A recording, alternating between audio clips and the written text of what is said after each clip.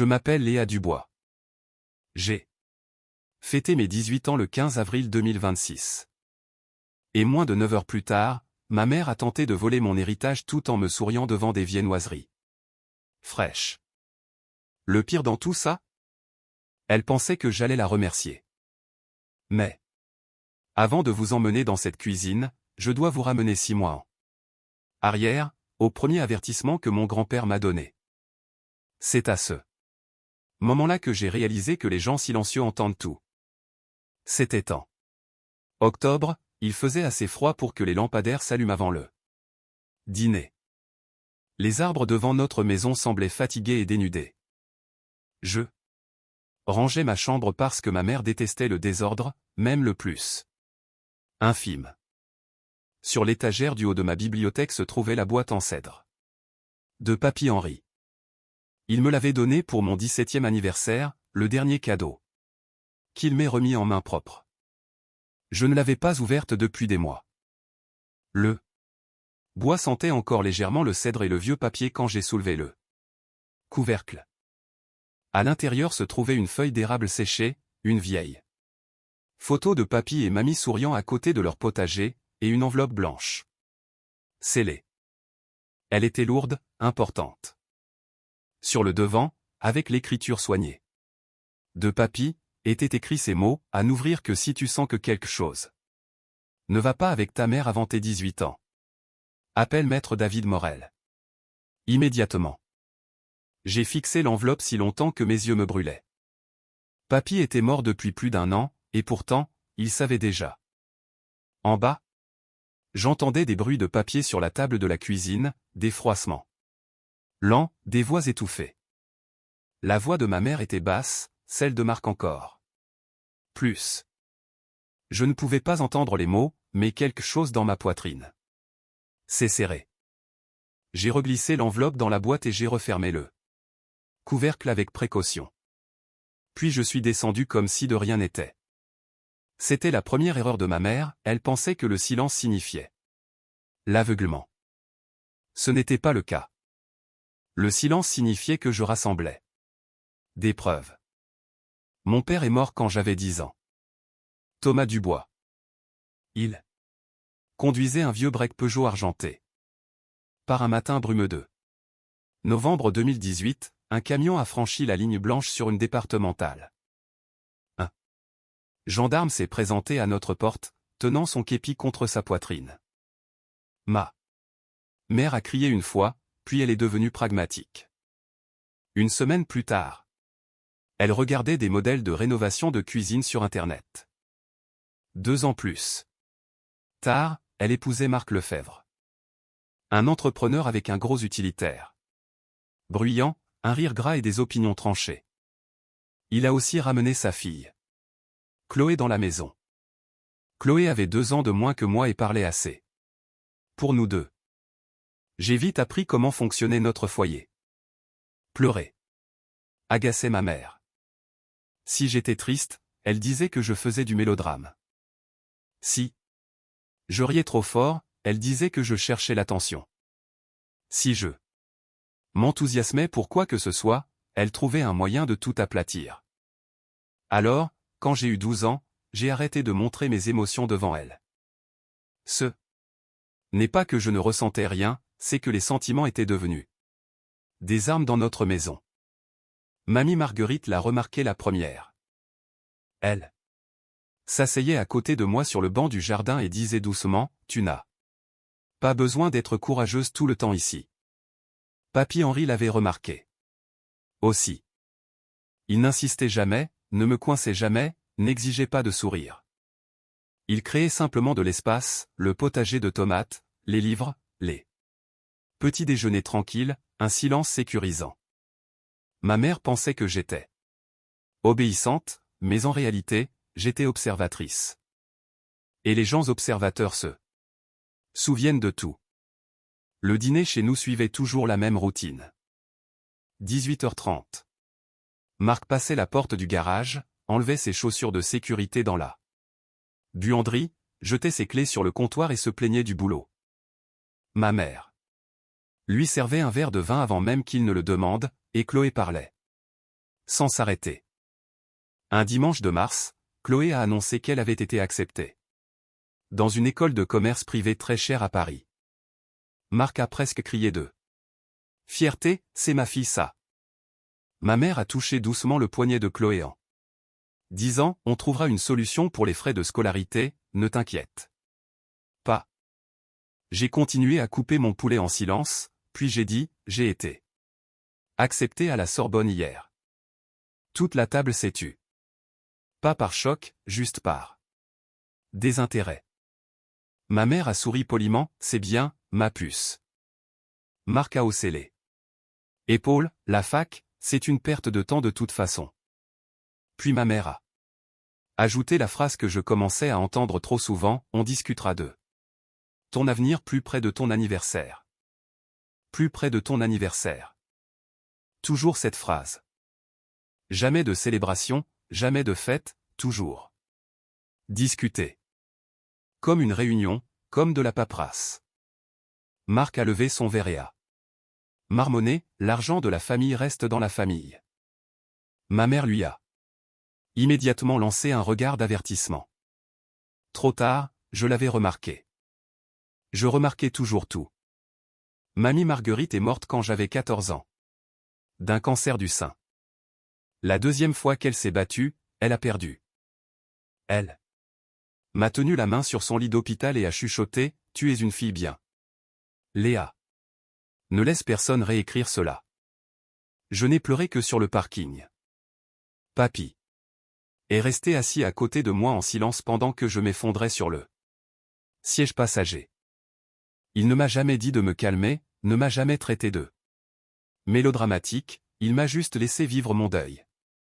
Après la mort de mamie, papy est devenu plus silencieux. Pas plus froid, juste plus doux, comme quelqu'un qui baisse lentement l'intensité d'une lampe. L'été de mes 16 ans, je suis resté avec lui pendant 2 mois. Je préparais le petit déjeuner, je lisais des livres près de son fauteuil, j'arrosais les tomates. Parfois, nous ne parlions presque pas, mais c'était l'endroit où je me sentais le plus en sécurité. Puis, un matin de septembre, papy est mort lui aussi. Crise cardiaque, 78 ans. À l'enterrement, ma mère a pleuré parfaitement, des larmes contrôlées, une voix contrôlée, des épaules qui tremblaient juste ce qu'il faut. Marc consultait son téléphone au dernier rang. 2 semaines plus tard, le testament a été lu. C'est le jour où tout a changé. Papy m'avait laissé une fiducie, environ 680 000 euros. Des actions, des liquidités, les profits de la vente de ses terres. Assez d'argent pour changer complètement la vie de quelqu'un. La gestion devait m'être transférée entièrement le jour de mes 18 ans. Maître David Morel était le notaire en charge. La note manuscrite de papy a. L'intérieur du document ne disait que quelques mots, ton choix. Ta vie. Je t'aime, papy. Ma mère a fixé cette note trop longtemps. Ce n'était pas de l'émotion, c'était du calcul, comme si elle résolvait déjà un problème dans sa tête. C'est là que la planification a commencé. 6 mois avant mon anniversaire. Un homme en costume gris a commencé à venir chez nous tous les mercredis. Après-midi. Toujours la même voiture de luxe, la même sacoche en cuir, le même sourire mielleux. Ma mère changeait son identité chaque semaine, un agent d'assurance, un conseiller financier, un ami de Marc. L'histoire n'était jamais la même. Un après-midi de neige en janvier, je suis rentré plus tôt de la bibliothèque. Je suis entré discrètement et j'ai entendu des voix dans la cuisine. Ma mère disait, une fois qu'elle aura signé, le reste sera automatique. Marc a demandé, et si elle hésite? Ma mère a ri doucement. Elle ne le fera pas, Léa écoute toujours. Je suis resté figé alors que la neige fondait sur mes bottes. Puis j'ai ouvert la porte bruyamment exprès. Maman? Je suis rentré. Les papiers ont bougé rapidement. Quand je suis entré, la table était vide. Ma mère a souri de façon trop forcée. Un chocolat chaud? Sur le comptoir, dépassant dessous son sac à main, j'ai vu des lettres dorées, cabinet Girard et Associés. Gestion de patrimoine familial. Chloé est entrée derrière moi et a demandé négligemment, c'est pour l'argent. De Léa? Marc a aboyé instantanément, monte dans ta chambre. Chloé a disparu. Ma mère m'a tendu un chocolat chaud avec des mains tremblantes, tu es une si gentille fille, ma Léa. C'est à ce moment précis que j'ai cessé d'être confuse. Je ne connaissais pas encore tous les détails, mais j'en savais assez. Le vendredi suivant, j'ai enfin ouvert l'enveloppe de papy. Je suis allé seul. Au parc du Val-Fleury. Vent froid, balançoire vide, ciel gris. La lettre A.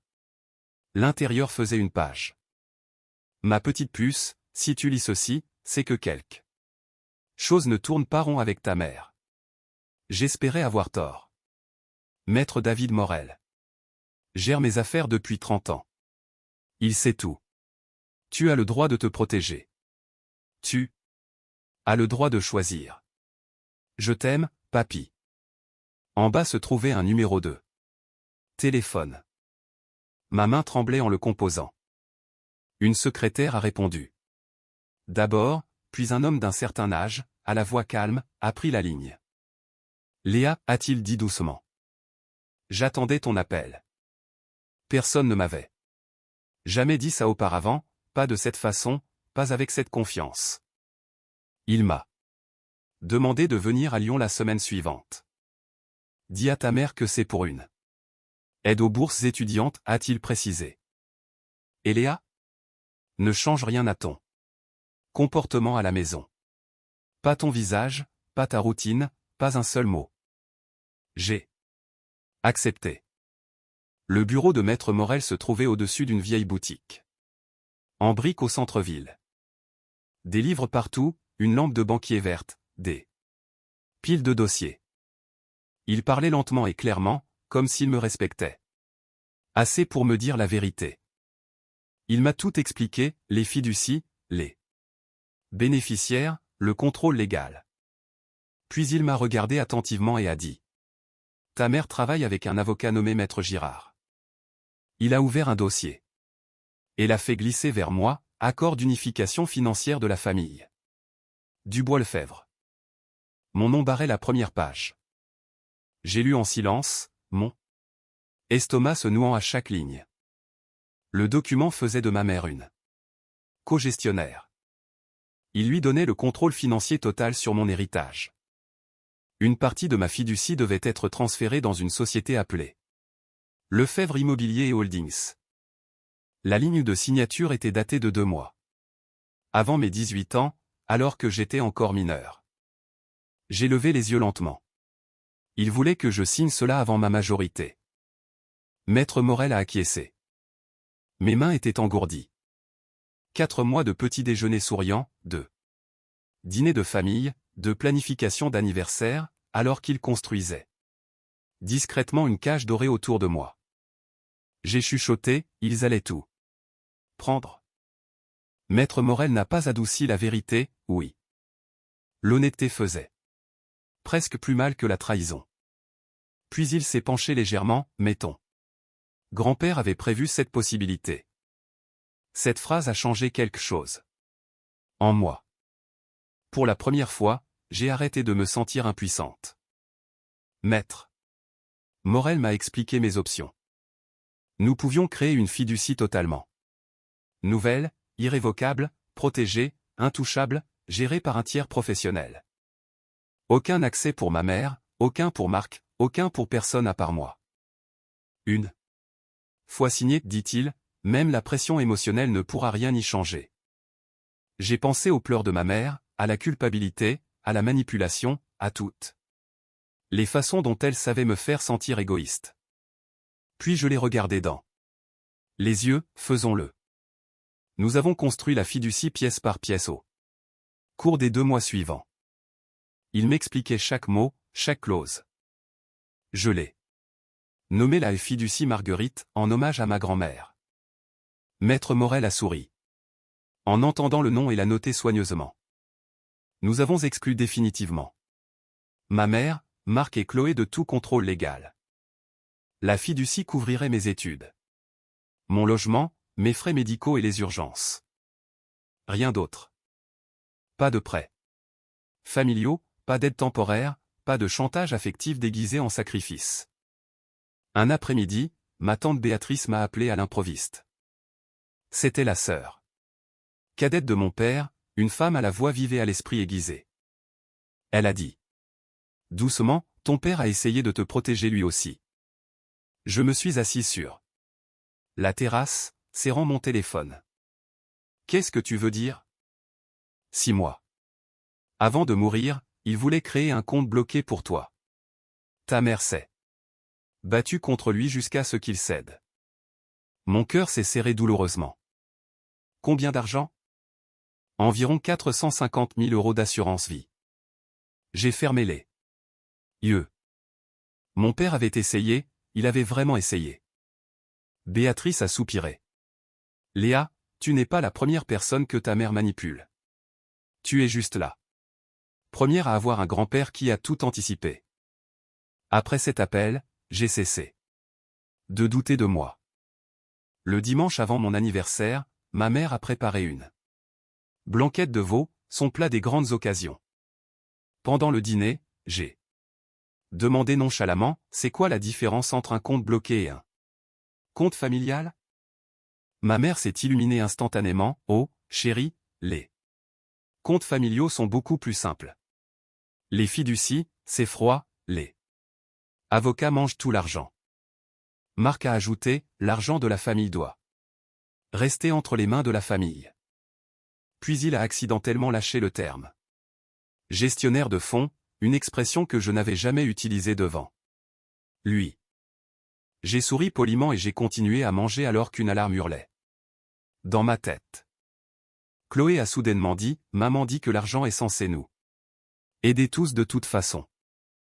Un silence épais s'est installé. Ma mère s'est rattrapée rapidement, elle veut juste dire que la famille se soutient mutuellement. Mais c'était trop tard. Chloé en savait assez pour les trahir. Sans le vouloir. 2 jours avant mon anniversaire, ma mère a organisé un grand dîner au club de golf local. 15 invités, des amis de la paroisse, des voisins, des partenaires commerciaux. Au dessert, elle s'est levée avec son verre de vin, à ma courageuse fille, qui va prendre de très sages décisions. Demain. Tout le monde a applaudi. À l'autre bout de la salle, assis seul avec une salade César et une sacoche en cuir, se trouvait un homme que j'ai reconnu. Immédiatement d'après les descriptions de Maître Morel, Maître Girard, leur avocat. Il me surveillait, il attendait. J'ai souri pendant tout le dîner malgré tout. La nuit de mon anniversaire, j'ai verrouillé la porte de ma chambre. 23h52, ordinateur ouvert, réunion Zoom prête. Maître Morel a rejoint le premier, puis une représentante de la banque, puis le notaire en ligne pour l'authentification. 23h59, tout le monde attendait en silence. Le curseur clignotait dans la zone de signature. Minuit pile. J'ai signé mon nom complet. Léa Marie Dubois, une lettre après l'autre. À minuit 4, la banquière a souri, le transfert est terminé. La fiducie Marguerite est entièrement financée et irrévocable. 681 412,90 €. Protégée à jamais. Maître Morel a regardé directement la caméra, joyeux anniversaire, Léa.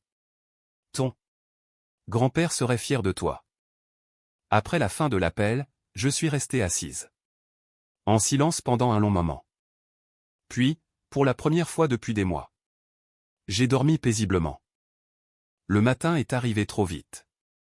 7h45, la cuisine sentait les crêpes. Ma mère portait son peignoir rose et son sourire d'anniversaire éclatant. Marc était assis à table, Chloé faisait défiler son téléphone. Et il était là, le dossier beige, posé à côté de mon assiette. Je me suis assise. Calmement. Des bougies vacillaient sur les crêpes. Ma mère m'a serré trop fort. Joyeux anniversaire, ma chérie. Je l'ai remerciée, j'ai mangé 2 bouchées. Puis elle a croisé les mains avec douceur, chérie, maintenant que tu as 18 ans, nous devrions discuter de l'argent de papy. Le dossier a glissé vers moi. Sur la table, un mouvement fluide, pratiqué. Elle avait répété ce moment.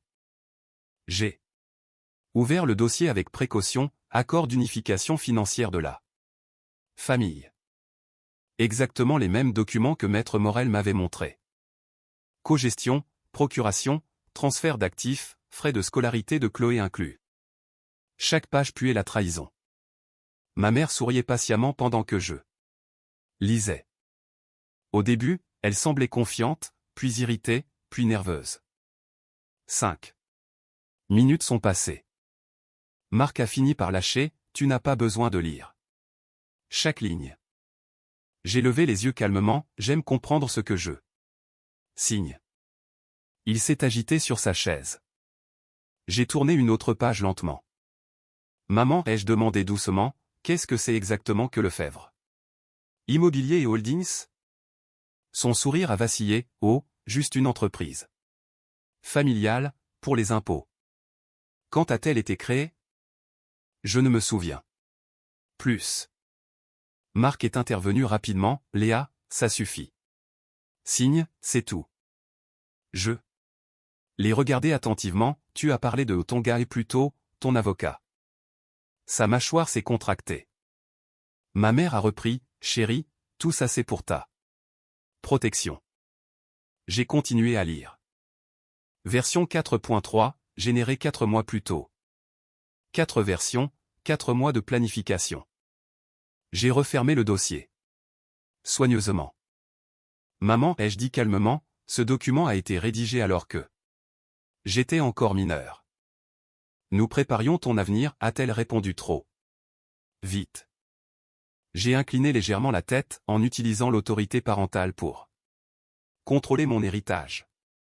Son visage a changé, une petite panique est apparue. Marc s'est penché en avant, menaçant, signe les papiers, Léa. Je suis resté calme, depuis combien de temps connaissez-vous Maître Girard? Le silence a explosé dans la cuisine. Ma mère a chuchoté, nous n'avons jamais mentionné son nom. Je sais, ai-je répondu, c'est bien ce qui m'inquiète. Chloé semblait terrifiée maintenant. Ma mère a tenté une dernière fois sa voix douce et blessée. Léa, chérie, tu ne comprends pas à quel point l'argent peut être dangereux. À ton âge. J'ai hoché la tête lentement, tu as raison. Pendant une seconde. Le soulagement a traversé son visage. Puis j'ai ajouté, c'est pour ça que j'ai déjà engagé un notaire. Tout s'est arrêté, complètement. Ma mère me fixait. Marc s'est à moitié levé de sa chaise, quoi? Mon téléphone a vibré sur la table. Tous les trois ont regardé l'écran, Maître David Morel, 9h03. Pila. L'heure. Ma mère est devenue livide, ne réponds pas à ça, a ordonné Marc. J'ai pris le téléphone calmement, je pense que je vais le faire. Léa. Attends, a chuchoté ma mère. J'ai mis le haut-parleur. Bonjour, Maître Morel. Sa voix calme a rempli la cuisine.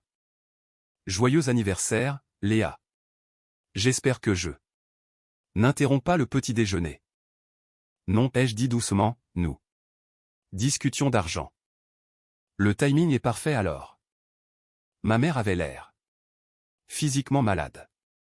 Maître Morel a continué, je vous appelle pour confirmer que le transfert de la fiducie Marguerite a été effectué avec succès à minuit 4 aujourd'hui. Silence, un silence de plomb. La fiducie est entièrement financée et irrévocable. Ma mère a lâché sa fourchette.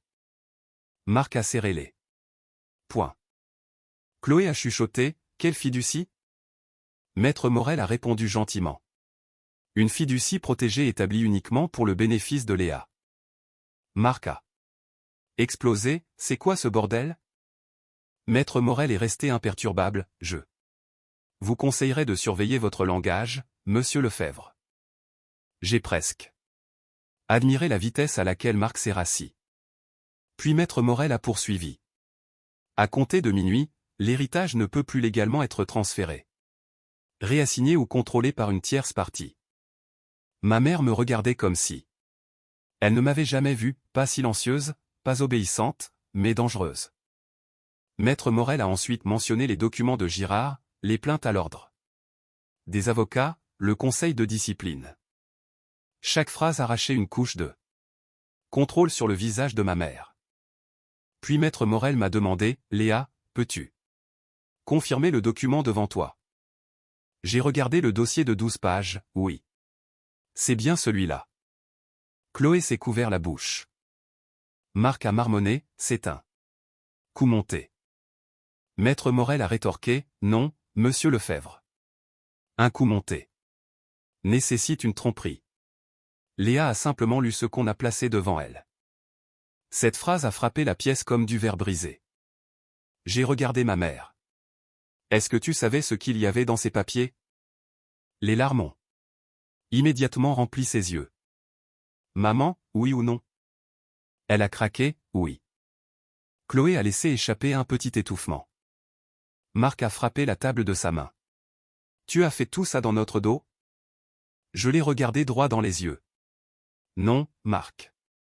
J'ai géré mes affaires légalement à minuit et 1 minute. Vous avez planifié les vôtres dans mon dos pendant 4 mois alors que j'avais 17 ans. Son visage est devenu rouge sombre, on t'a élevé. J'ai répondu calmement. Tu as emménagé quand j'avais 12 ans. Ce silence-là a fait plus mal que des cris. Puis j'ai ouvert la page 9 et j'ai lu à voix haute la ligne sur les frais de scolarité de Chloé. Personne n'a nié, personne n'a défendu non plus. J'ai fini par refermer le dossier, je garde ça. Ma mère s'est mise à pleurer. Fort maintenant, de vraies larmes, mais des larmes familières, des larmes comme des armes. Après tout ce que j'ai sacrifié pour toi. Je l'ai interrompu. Doucement, je pense que nous aurons besoin de professionnels présents avant de discuter du mot sacrifice. Cette phrase a frappé plus fort que n'importe quel cri. Puis maître Morel a repris la parole, Léa, ta tante Béatrice t'attend au bout de l'allée. Je me suis levé lentement, j'ai pris mon téléphone, le dossier, ma veste. À la porte, je me suis arrêté et j'ai regardé Chloé, tu avais 16 ans, ce n'est pas toi qui as créé ça. Elle était au bord des larmes. Envoie-moi un message dans 1 an.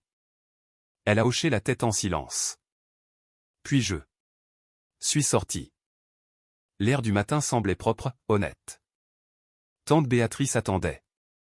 Dans sa vieille voiture, moteur tournant. Je pensais que partir mettrait fin à tout, mais ça n'était que le début de la guerre. L'appartement de Béatrice à Lyon ne ressemblait en rien à ma maison, des couvertures chaudes, des poils de chat, des tasses de thé, des étagères de livres en désordre, de vrais rires. Pas de mise en scène. J'ai vérifié mon téléphone après ma douche, 47 appels. Manqués, des dizaines de SMS. Ta mère est dévastée, appelle immédiatement. Tu lui brises le cœur, le curé veut te parler. Béatrice a regardé par-dessus mon épaule et a dit un seul mot, bloc. Je l'ai regardé, tous. Tous. Alors, je l'ai fait. Puis j'ai dormi 10 heures d'affilée. Pendant ce temps, ma mère perdait le contrôle du récit. À l'église, elle pleurait publiquement, disant que j'étais confuse, que j'avais abandonné la famille. Mais les gens commençaient déjà à faire le lien. Trop de commentaires étranges, trop d'allusions publiques sur l'argent, trop de témoins du dîner au club. La ville s'est retournée contre elle, pas bruyamment, mais discrètement. Et le jugement. Silencieux dans une petite ville dure pour toujours. Chloé a été celle qui a le plus souffert socialement. Les jeunes chuchotaient, les parents encore plus. Mais la plupart des gens pensaient qu'elle ne connaissait pas le plan complet. Et honnêtement, je le pensais aussi. Puis les finances de Marc se sont effondrées, vite. L'argent de l'héritage faisait clairement partie de ses plans. Futur. Sans lui, tout a craqué, les emprunts, les traites de l'utilitaire, les dettes de matériel. En quelques semaines, son camion a été saisi, son entreprise a commencé à couler. Ma mère a immédiatement demandé une séparation de biens. Soudain, la grande équipe familiale est devenue chacun pour soi. C'est drôle. Comme la cupidité transforme vite l'amour en paperasse. Les frais pour l'école privée de Chloé ont disparu aussi, elle a perdu son acompte. Elle a pleuré auprès de l'administration, et finalement, elle a dû choisir une université publique locale, beaucoup moins chère. En mai, Marc a déménagé complètement dans une chambre louée au-dessus d'un garage. Ma mère a gardé la maison. Techniquement, mais la banque en possédait la majeure partie concrètement. Je n'ai jamais célébré tout ça, c'est important de le dire. Je n'ai pas ruiné leur vie, j'ai simplement refusé de devenir leur solution. Entre-temps, le conseil de discipline a enquêté sur Maître Girard. D'autres familles se sont manifestées. Des schémas ont émergé, des fiducies éducatives disparues, des montages financiers douteux, des clients âgés manipulés. 8 semaines plus tard, Girard a perdu sa licence d'avocat pour 3 ans. Le journal local a enterré l'article. En page 3, mais dans des villes comme la nôtre, les histoires de page 3 voyagent plus loin que les gros titres. Maître Morel m'a envoyé l'article par mail sans commentaire. J'ai répondu merci. 3 minutes plus tard, il écrivait « La justice n'est pas bruyante ». J'ai gardé cet email pour toujours. Parce qu'il avait raison. La vraie justice crie rarement, elle marche juste lentement vers la lumière jusqu'à ce que plus personne ne puisse l'ignorer. Fin. Mais, Chloé m'a envoyé un SMS, je ne savais pas qu'elle voulait tout. Je pensais que c'était juste pour mes études. Je te le jure. J'ai fixé le message. Longtemps. 3 jours plus tard, j'ai répondu, je sais. Tu étais dans la cuisine, pas derrière les dossiers. 3 petits points sont apparus, puis. Je suis désolé. J'ai répondu, je sais. On prendra un café dans un an, quand tu auras 18 ans et que tu seras parti de la maison. Je suis sérieuse. Ça. Réponse est arrivée immédiatement, d'accord, Léa. J'ai failli pleurer en lisant ça. Elle ne m'avait pas appelé comme ça depuis la mort de papy. Où t'es arrivé, le jour de l'emménagement à la Sorbonne. Béatrice m'a aidé à tout charger dans sa voiture, la lampe de papy, mes livres, la boîte en cèdre, la lettre. Tout est venu avec moi. Ma colocataire, Maya, m'a serré dans ses bras. Dès la première minute. Un rire fort, une énergie lumineuse, aucune mine émotionnelle cachée sous les conversations. Le premier soir dans le dortoir. Elle a annoncé négligemment, je ne parle pas beaucoup à ma mère non plus. Et entendre une autre fille dire ça si simplement a guéri quelque chose en moi.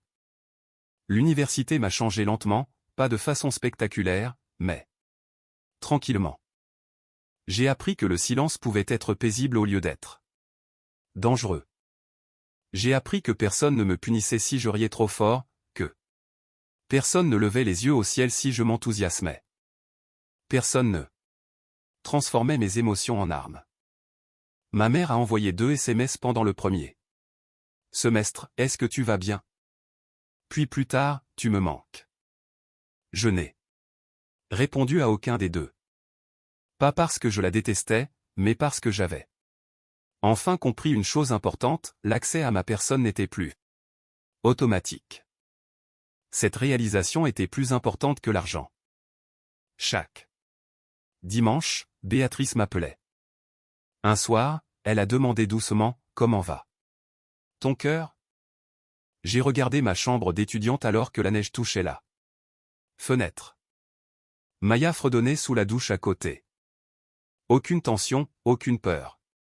Aucune attente de critique. J'ai répondu honnêtement, c'est silencieux. Un bon silence ou un mauvais silence? J'ai souri, un bon silence. Béatrice. Sais-tu un moment, puis elle a dit tendrement, c'est ça la paix, ma puce. La paix. Je suis resté avec ce mot pendant longtemps. Toute mon enfance, le silence signifiait la survie.